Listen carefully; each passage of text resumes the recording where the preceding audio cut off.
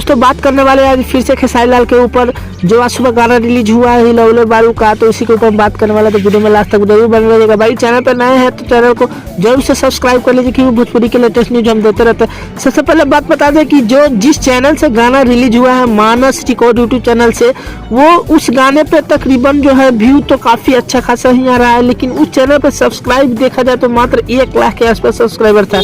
यदि Khesari music world पे देखा जाए तो तकरीबन 10 मिलियन सब्सक्राइबर होने वाले हैं, लेकिन वही उनका गाना जो है 2-3 मिलियन जाता है 2 दिन में।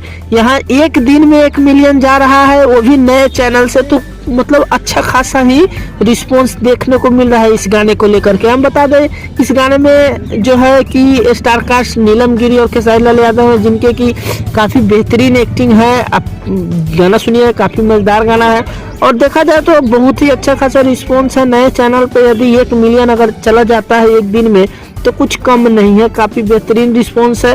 तो बाकी हम बता दें आपको कि इस गाने को गाए हैं शिल्पी राज और म्यूजिक आर शर्मा जी दिए हैं, जो कि आपको पता ही है कि आर शर्मा की आजकल म्यूजिक खेसारी लाल के गाना जितने भी आ रहे हैं बवाल सुपर डुपर हिट ही कर रहे हैं।